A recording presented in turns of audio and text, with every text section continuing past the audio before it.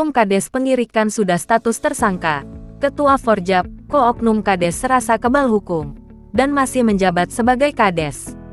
Dasar penetapan status tersangka adalah adanya bukti permulaan yang cukup. Menurut pasal 1 angka 14 Kitab Undang-Undang Hukum Acara Pidana KUHP, tersangka adalah seseorang yang diduga melakukan tindak pidana berdasarkan bukti permulaan yang cukup. Penetapan tersangka untuk AJ Oknum Kades Pengirikan, Kecamatan Talang, Kabupaten Tegal, Jateng ini pasti sudah melalui langkah dan proses sesuai Undang-Undang KUHP.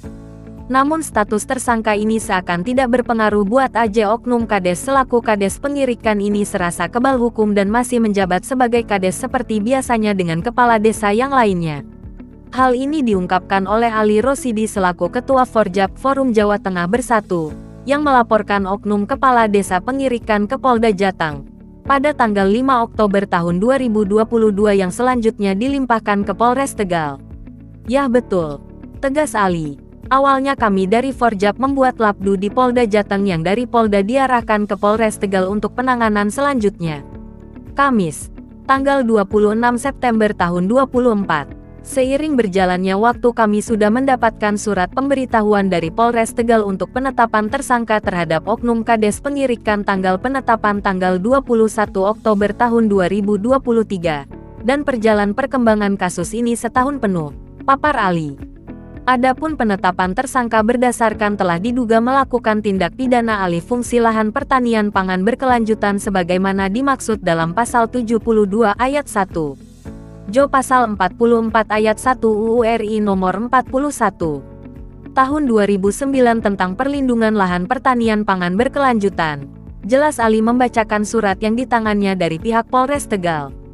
Informasi selanjutnya bahwa kasus ini sudah dilimpahkan ke Kejaksaan Negeri Tegal, tetapi dikembalikan lagi ke Polres Tegal, dan diarahkan untuk mengirimkan surat kepada Pemda Tegal untuk melakukan pemeriksaan khusus melalui Inspektorat Kabupaten Tegal.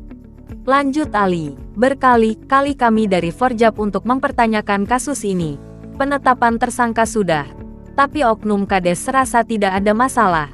Masih menjabat sebagai kepala desa. Terlihat seakan kebal hukum. Adapun kami sudah melayangkan surat ke PJ Bupati Tegal untuk mengadakan audiensi terkait kasus desa Pegirikan ini. Karena jika melihat informasi yang kita dapat bahwa pihak Polres sudah melayangkan surat kepada pihak Pemda Kabupaten Tegal.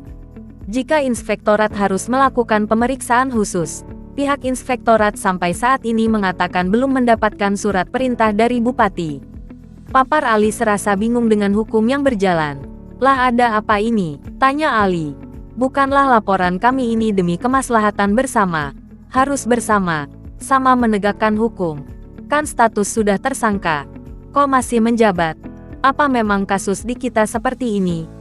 Jangan terlihat hukum kita ini seakan masuk angin, imbuhnya.